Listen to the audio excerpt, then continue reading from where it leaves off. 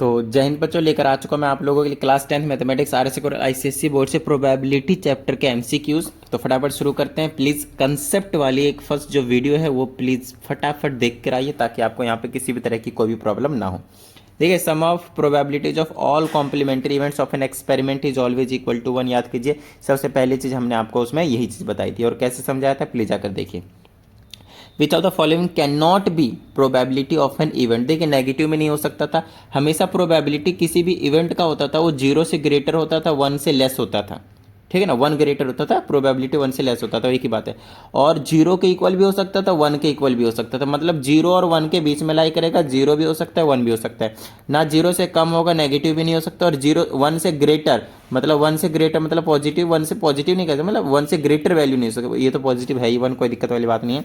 0.7 0 और 1 के बीच में लाइक कर रहा हो जाएगा। इसको आप डिवाइड करेंगे 1.5 आएगा। 1 से ग्रेटर दिस कांट बी। 15% का मतलब होता है 15/100। तो 0 इसको डिवाइड करेंगे 0.15 आएगा। इट लाइज बिटवीन 0 और 1। तो ये भी पॉसिबल है, 0 तो हो ही सकता है। तो इस तरह से आपको थोड़ा सा दिमाग लगाना है और इस टाइप के भी क्वेश्चन भी हमने आपको करवाए हुए हैं। इसमें कहा जाता है out of 1 digit prime number. तो 1 डिजिट प्राइम नंबर कहाँ से शुरू होता है? 2 होता है, 3 होता है, 5 होता है, 7 होता है, बस इतना ही होता है। 1 number is selected random, the probability that an even number comes. तो इवन नंबर इनमें से कौन सा है? ये है। और कितने? 1 है। और टोटल कितने? 4। तो 1/4 आंसर, खत्म बात। Got it? चलिए, आपको पता है जिसका पूछता ऊपर नीचे टोटल। ये fair dice is thrown once, तो मतलब 1 2 3 4 5 और 1, ये क्या आ जाएगा? 6 नंबर आ जाएंगे। ठीक है। Probability getting N odd prime number. Odd prime number का क्या मतलब हो गया? ऑड नंबर भी होना चाहिए साथ में, प्राइम नंबर 3 और 5। तो कितने हो गए? 2 में टोटल कितने हैं? 6। काट दीजिए 1/3। ठीक है। नेक्स्ट हमसे कहा जाता है probability of an event is X. अगर किसी इवेंट की प्रोबेबिलिटी एक्स है तो probability of its complementary. Complementary का मतलब होता है प्रोबेबिलिटी ई प्लस में किसी की इवेंट की प्रोबेबिलिटी और इसी probability not is always equal to 1। तो प्रोबेबिलिटी अगर एक्स है तो उसका कॉम्प्लीमेंट्री का मतलब प्रोबेबिलिटी नॉट पूछा है टिडिंग करके। तो यहाँ से प्रोबेबिलिटी नॉट कितना निकल जाएगा बार के ऊपर, मतलब प्रोबेबिलिटी के ऊपर बात तो होता है इस तरह से 1 - x, खत्म बात। ठीक है। चलिए आगे की बात कर लेते हैं। Out of vowels of the English alphabet. आपको पता है इंग्लिश अल्फ़ाबेट कि vowels A, I, O, U होते हैं, है ना।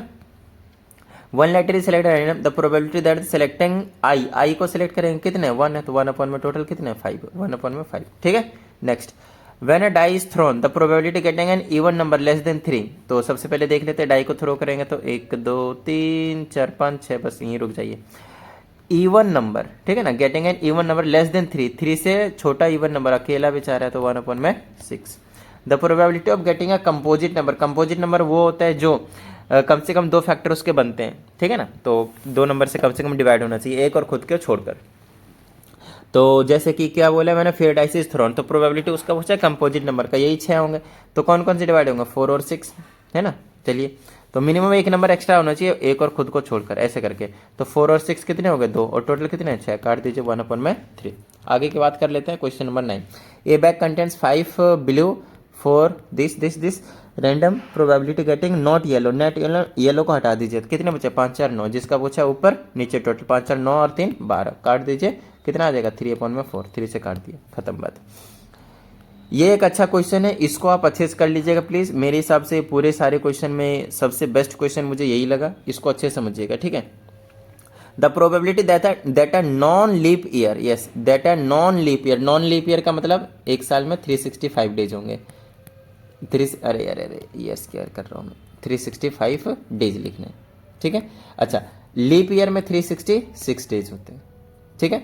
Selected at random has 53 Sunday. देखिए, आपके पास क्वेश्चन इसमें तो वैसे तो नॉन लीप ईयर का पूछा है, आपसे दोनों से क्वेश्चन पूछा जा सकता है, लीप ईयर का भी और नॉन लीप ईयर का। तो नॉन लीप ईयर में देखते हैं। सबसे पहले जब भी 53 संडे पूछे ना, आप इसको 7 से डिवाइड करेंगे, क्योंकि एक वीक में 7 डेज होते हैं, ठीक है ना। अच्छा, हर एक वीक में एक संडे होता है। हर एक वीक में कितने होते हैं? एक संडे होते हैं। तो इसे इसको जब डिवाइड करेंगे ना तो डेसिमल में आएगा, लेकिन ध्यान समझिएगा, 7 से करेंगे कितना आएगा? 7 × 5 35, एक बचा 7 दूना 14, एक बच गया ना, तो 52 संडे हो गया। हर वीक में एक एक संडे 52 संडे, लेकिन 53 संडे तो एक एक्स्ट्रा बच गया ना, तो एक जो एक्स्ट्रा बचा है ना वही हो सकता है संडे। तो 1 में टोटल एक वीक में कितने हो गए 7, तो 1/7 इसका आंसर हो जाएगा। ऐसे करके वीक का टोटल लेना, ईयर का टोटल 365 डेज नहीं लेना।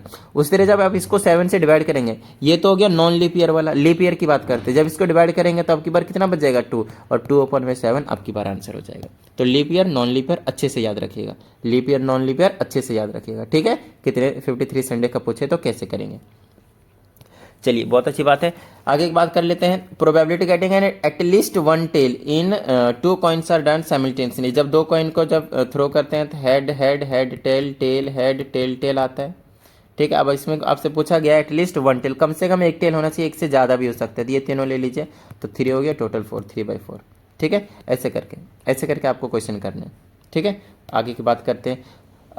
अगला क्वेश्चन है probability of getting a bad egg in a lot of 400 eggs. तो 400 एग्स हैं आपके पास, उसमें से एक खराब अंडे निकालने की प्रोबेबिलिटी दे रखी है, मतलब probability of getting an egg that is equal to 0.035, मतलब बैड वाला एग।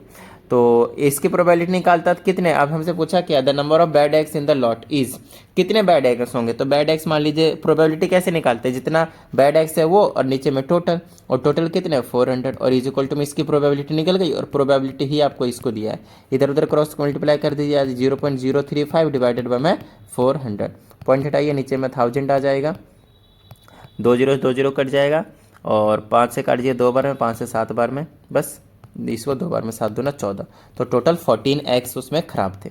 इस टाइप से आपको क्वेश्चन को करने हैं, ठीक है।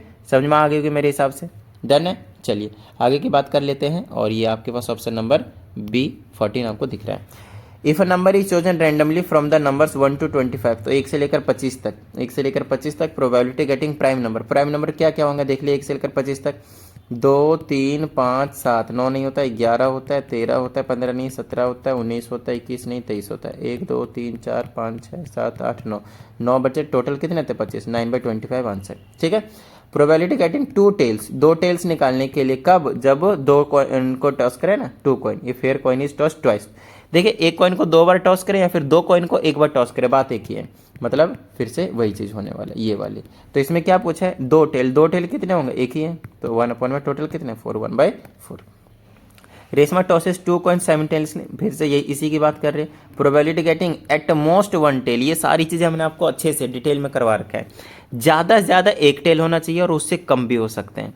तो 1 टेल वाले ये रहा, और उससे कम हो सकते हैं, मतलब जिसमें 0 है वो भी लेंगे, यही बच्चे गलती करते हैं, ध्यान से। तो 3/4 समझ में आ गई कि मेरे हिसाब से।